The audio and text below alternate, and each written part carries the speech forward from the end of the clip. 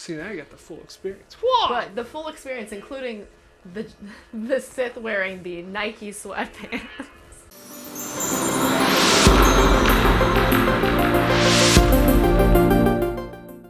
Hi, and welcome to another episode of our... Today we're going to be talking about our experiences at Savi's workshop and at the Droid Building Depot at Disney World. And if you like this video, make sure you hit the subscribe button and notifications to get notified for any of our future videos. All right, so yeah, Star Wars Galaxy's Edge opened in May last year in Disneyland and in August in Disney World. And to say it is immersive would be an understatement. I think this is the most immersive land that the Imagineers have built to date. It's Disney's biggest expansion. And I have to say, when we went last fall, late last year... It was awe-inspiring. Yeah, we were absolutely blown away by it. Mm-hmm. Just the level of detail, when you step in, you really feel like you're taken to a completely other planet. Yeah. It's pretty much... It's completely sealed in. You can't see anything else. When you're in the land, it just looks like you are in, what's it called? Black Spire Outpost. Yeah, you're in Black Spire Outpost on Batuu. And part of the fun of Galaxy's Edge is all of the additional things you get to do. So, you know, with previous theme park lands, there would be maybe a ride or two, an attraction, and a restaurant. And then, you know, Universal really stepped it up with Harry Potter and adding, you know, Ollivander's Wand experience and, you know, specialty drinks and food. And so Disney just kind of stepped it up with Galaxy's Edge. So two of the big things you can do there are the custom lightsaber building experience at Savi's workshop and the build your own droid at the Droid Depot. And when we went, we actually did both. So we're kind of give our review and we'll kind of talk about it. But I think we really liked the lightsaber building experience. Right. It was the most incredible thing I have ever done in a theme park. And these are both add-on experiences. So the lightsaber experience is $200. The droid building is $100. I mean, I personally think $200 is well worth it. If you're a Star Wars fan and you've always wanted to feel like you're a Jedi building your own lightsaber, definitely worth it. The droid experience was cool, but... Yeah, it wasn't nearly the same as what you went through. And again, if you're going to do both experiences, go and do the droid first and then do Savi's workshop second, because after you're doing Savi's workshop, the Droid Depot was definitely a letdown. Yeah, and you can walk into the Droid Depot and see it. It's open for anybody to walk in and out of. So if you want to see it before you try it, you can definitely do that. Mm-hmm. Whereas Savi's workshop's hidden. You know, the whole backstory is they're secretly building these lightsabers. They're not allowed to do it. They're hiding from the First Order. So you can't really go in and experience it unless you actually do the experience. But it's definitely, you know, worthwhile. We'll kind of talk about it more as we get into it. But let's start with the droid. So when you go into the Droid Depot, you walk in and you can see that it's pretty much to the left side. There are lines or queues, and if you walk up, there's somebody standing there with an iPad, and you can tell them about your reservation. And they also take walk-ins too. So, yeah, you can pretty much walk into this one. And they move people so quickly, I don't think that it really... Yeah, I think reservations are recommended, but it moves by so quickly. Definitely for Savi's, you want a reservation because it's only 14 or 15 people at a time. Right. But the Droid Depot, they just are constantly having people come through because everything's on a conveyor belt. Right. It's made to be kind of more of a fast experience. It's not like, you know, a small, like a long drawn out thing like the lightsaber. It's like you're building a droid. It's like a workshop. Yeah, exactly. So once you go in, you can pick. They have a display case available for you to see what all of the different BB units and the R2 units look like, and you can kind of already start to see that if you want to build a BB unit, you're pretty limited on what you can choose. But they're way cooler because they're a ball. The way they roll is incredible. The way this moves, so let me grab this. The way they move is they go forward. Whoa! Oh man, good catch. And they can go backward. The only thing about them they move pretty quick. They move quickly, and you can see they get a lot of momentum going. Right. Once they get started, they really get. Oh, hold on. Okay. You can see how it lights up.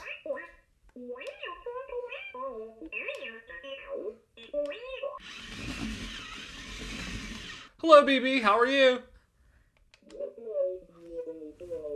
Oh. Really? I don't think I've ever heard it made that noise. Interesting. Very interesting. I'm a fan of our YouTube. You've never watched before. I'm offended. It's fun to play with, But anyway, go back to the experience. So you can go in and they ask you whether or not you want a personality chip for your BB unit. If which one you want to build. They ask you if you want a carrying case for it. So they have all kinds of ways to upsell you. We just got the BB unit. We didn't get the backpack or anything else, and I'm really glad we didn't buy into the backpack because we went outside. There's really not much you can do. This is one of my critiques about Disney, what they need to do to fix this, to make this a better experience is once you build this, there's really not much you can do with it in the parks. There's one little like a mat, and it's not very big, that you can take this out and start to play with it at, but it's pretty crowded. There's a lot of people who have theirs, and there's nothing for your droids to really, not much for them to interact with. And the whole idea with them is, like you said, the personality chip. So you can buy a Sith or a Jedi personality chip, which, so you know, as we played the sounds, and it like, oh, that was a long one, and it lights up. But if you put the different personality chips in, it will, if you have like the Sith chip in it, it will make more dark side type noises. Or if you have the Jedi chip in there, it makes different noises. And then also these droids are supposed to interact with each other and interact with the land. So if it is a resistance droid, whenever stormtroopers come by, it's supposed to react and make noises and alert you. And that's the whole idea of wearing the backpack, because then as you walk through the land, you get alerted with it, and vice versa. If it's having the First Order chip or, Sith chip, whatever you want to call it, then it's going to alert you if there's resistance fighters around. Right. But I think, kind of to your point, that's the one thing that I think initially was promised when Galaxy's Edge started, is that there's going to be roaming droids everywhere. There's going to be a lot more interactivity, that when you rode the Millennium Falcon, how well you did, you were going to get credits, and that was going to follow you around throughout the land. That part's not there yet. It doesn't seem integrated yet. So really, to be honest, like, we didn't get the personality trip. You can hear right now my droid sounds adorable. Yeah, it's a normal droid sound. I think it was like a $20 upcharge. It was and you can always buy them later. So you can buy them later. So if they ever added that to the experience, maybe we would do it. But of course, I probably wouldn't want to fly this one down. So you would have to maybe get one. Yeah, and I think the other thing is, like, if we had both gotten one, they would interact more. And I think the other problem is, they probably do interact with each other, but it's so loud when you're walking through the park, you're never really going to hear them interacting with another droid. But yeah, so you have the personality chips, and now this is completely customizable. You pick you pick two halves of the ball, and then a head. So you kind of made it all match in one color, but you could have mixed and matched. I think there's blues and purple. I believe, didn't I pick the color of this too? I feel like I did. I think so, yeah. I wanted to get the purple one, to be honest, but then I saw so many. One of my greatest flaws is I have this desire to always be different. So when I see everybody else walking around with the purple one, I'm like, well, I can't obviously have the purple one because then I'll just have one just like everyone else. So then, of course, one of my other favorite things in life is soccer. So this looks just like one of the World Cup balls. So I picked this one because I liked it, and I thought also it was kind of, I don't know. It was just fun. I like the colors of it. Right. So anyway, yeah. But you can definitely customize it. The R2 units, though, to your point, have a lot more customization. So not only do they have the different colors on the body style, but because they have the legs, like R2-D2, you can buy guns that attach to them, and you can buy different attachments. And on the remote, with the attachments, they then make noises as well. So if you attach like a blaster to it, you can then activate the blaster with your remote, and so that adds some additional functionality to it too. So it kind of depends what you want. It's a trade-off. Yeah. If you want a BB-8, then you're gonna have this really cool rolly ball thing that's really hard to control. But if you wanted the R2 unit, you can have the upgrades, and they're like a basic remote control car. Yeah, almost, it's a three-legged droid. I really like the BB unit better. I think it's a lot cooler how this works, and it actually rolls. And I mean, his head, comes off and moves around, just like BB-8 does. Whereas, an R2 unit, to your point, it's more, just a basic remote control. I mean, the innards of this thing are amazing. Just how they make it work with this, and so this has little spinny rubber things, and then it basically the traction on it will make it roll, and then that's this is just a hollow goes shell. Forward and backward. So. It's pretty cool. Definitely a high quality droid. I mean, for $100, it's not like it's cheap plastic. It's not like a cheap toy. Right. I mean, this is heavy. Yeah, they used to sell those, and they still made the little, maybe 6-inch BB-8 droids that you can control with your iPhone. Right. And they were maybe this tall, and they cost $70 or $80. So for $100 to get this, which is maybe a foot tall, 10 inches to a foot tall, and it's heavy. It probably weighs 5 to 10 pounds. I'm not great with weight, but I love so many weights. Let's see. This is about a 10 pound. So it's definitely high quality. Speaking of quality, I mean, just Savi's workshop from beginning to end is nothing but quality. Savi's workshop is a completely unique experience. It's like Ollivander's wand shop on steroids. So I'll grab my custom built lightsaber back here, but this is my custom built lightsaber. So when you go there, you can pick from 4 different styles, and this is the power and control. So it's more inspired by the dark side, but they have peace and justice. They have protection, which is like the Jedi Guard, and then they have an elemental version, which you can. The elemental one is the coolest one, and it has like a little horn that you can get at the very end. That would have been what I would have picked if I would have done this experience. Yeah. So when you go in, you pick which style you want, and then you go in and they have the builders, and then they teach you kind of the spiritual side of building. The entire experience is very mystical. Yes, like mystical. That's a great. From somebody who was just watching the whole thing and not trying to do it, it was very you're like in an elite group that's getting to do this, and we're going to explain to you what each of these pieces mean, and you need to choose it to go along with what kind of Jedi you want to be. Every single decision that you made while you were doing it seemed to have real impact and real implications. So it was a really fun thing to watch. I'm glad I didn't do it, because I would have probably not remembered any of it. Right. And with both these experiences, the person building the droid or the lightsaber can go in plus 1 additional guest. So you're able to come in with me and stand behind me and watch. But yeah, so when you go in, there's a whole kind of like pre-show and everything, and they talk about the Jedi and the Sith building lightsabers and everything. And with this, it's essentially 5 different pieces. So there's it all can come off very easily as you unscrew it. And listen to this as we put it down, because this is one thing about this that, again, we're talking about the quality. You would think that this is like a really light piece of plastic, but listen.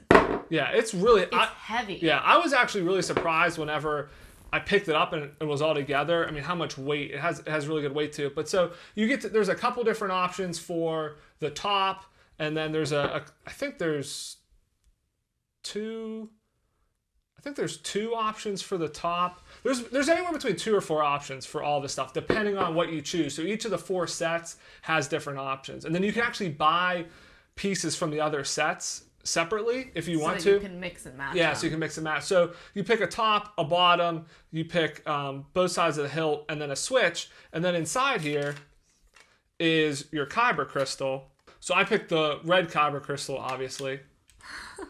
But so you can see the kyber crystal here. So I picked the red one. You can pick from red, green, blue, and purple. Yep. Yeah, so you get your choice. So that's one of the first things that you pick, and that's what's going to determine the color of your lightsaber. And so you put that inside. You can actually hear it powering up there whenever you insert the kyber crystal, and it kind of lights up red inside, so that way you know it's activated. And then you essentially then just build it, and they have the gatherers there that help you assemble all of this, and you're putting your pieces together. So it's a pretty cool experience building it all and putting it all together. Yeah. And then, so the kyber crystals, not only do they determine the color of your lightsaber, but they sell the holocrons that then will have different teachings, either like Jedi or Sith teachings. And there's different people that talk to you, so you can either get like Darth Vader or Snoke, depending on what crystal you have. So even if you could have 2 red kyber crystals, but have different people talking to you on the holocrons. And then you also get a really nice... No, that was it. That's all he comes with. Yeah, I mean, this is really great just in and of itself. So that's kind of my custom built lightsaber there. But then you get the blade, and it's a really nice blade. So it's not one of the retractable lightsabers. This is a permanently extended blade here, and it's kind of more like the special effects lightsaber blades that you can buy, or that you see people fighting with. Now you can't really fight with this because it's too loose, but it's similar in style to that, where it's it's a harder plastic. So I mean, if you do hit something, it's not a big deal. Yeah, you're not gonna shatter it. But I can't remember exactly what the joke was that was made, but he made some comment about how they can take a lot, but they can't take being dropped or something. So you put the blade in. But the nice thing is, even though it's fully extended all the time, it can be a little hard to pack, but you can travel with it. It's okay to take this on the plane with you. Right. You have to take it on. You have to take it on. You have to take it on as a carry-on, but you can take it on the plane. And you can have a little sheath. Yeah, and they also give you this carrying case for it, a little sheath, so you can, as you're walking around the park, or you can use this to take on the plane.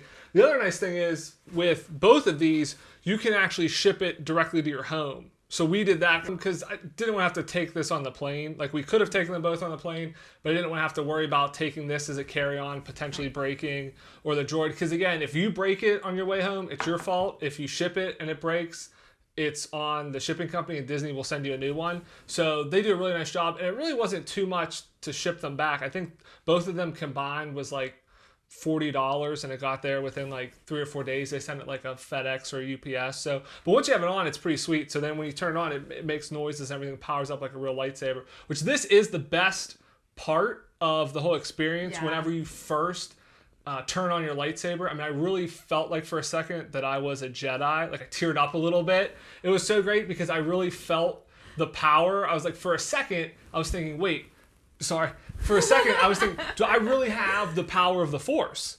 I believed it, because when you turn it on, like, it's so sweet, and everybody does it, and you can hear the sound effects it makes, and even as you swing it, it makes the sound effects. But you have 15 people, and they dim the lights down, and they all turn on at the same time, and you raise your lightsabers to the sky, and you really do feel like you are a Jedi. And for a second, you think, well, maybe I really did this. Maybe this is real. And then, like, it goes away after a second. But it's just such a great experience that I say it's worth it just for that. But then you have this awesome lightsaber you can play around with. And then when you turn it off, it even, like, slowly recedes like a normal lightsaber when you turn it on. So, it's pretty cool. Woo, woo, woo. Now, objectively, a lot of people in our group picked red, but a lot of adults doing this. Not many kids. Mostly adults. Not many kids. But objectively, the best color by far, in my opinion, was the blue. The blue looked the coolest. It's very bright. Yeah, the blue light was very, very vibrant. I think I probably would have picked green. Green was nice. I actually would have picked purple. Purple turned out more of like a magenta. It's more pinkish. Yeah. So I wouldn't suggest that one as much, but the blue looks amazing. And you can buy the other color kyber crystals as well. Right. So you can buy any of them. Or there's actually a hack. If you buy a RFID changer, you can look up the codes and you can actually change your kyber crystal to be any of the other colors, or you can just buy additional kyber crystals for like $15, or like people sell them on eBay. If you can't get down there, they're like $20, which is a lot cheaper than buying an RFID reader and changing it, but you could do that if you want to. So yeah, but this overall I think was the pinnacle experience. I would do this again just to build another lightsaber, because I really also like the Peace and Justice, the one built on the Jedi Temple Guards, and I would definitely go ahead for that one.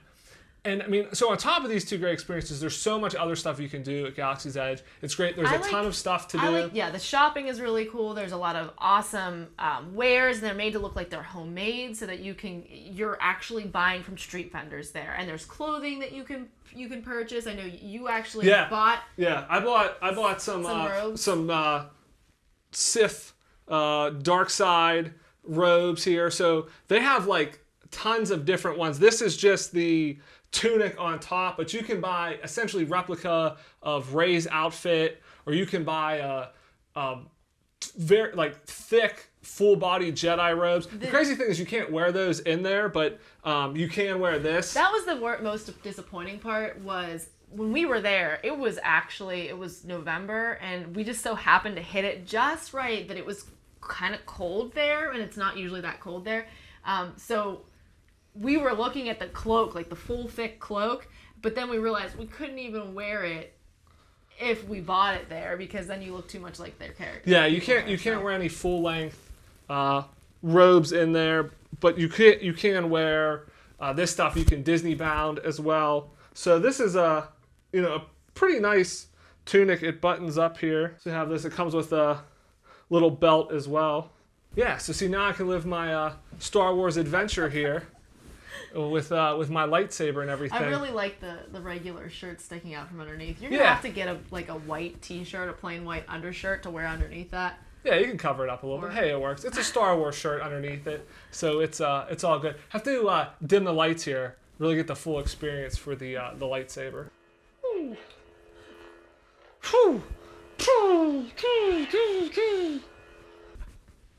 Yes.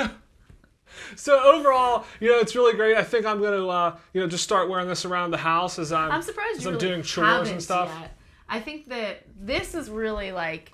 This is the real me. This is really the je ne sais quoi that you need to have about your regular life. Yeah, definitely. This is what I'm all about right here. I feel like you should wear that to work and go into a meeting wearing that. I think it would really just convey the power, and then just pull this. Definitely. I just need to get a hood now.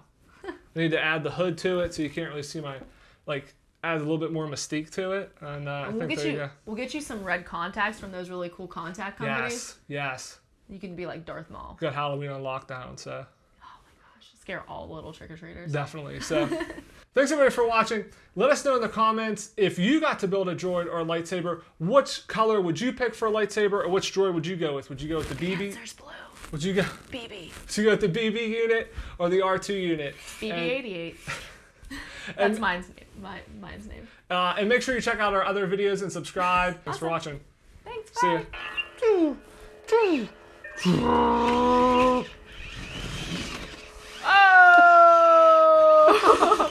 Nice catch. Aye! That's mean! Bye.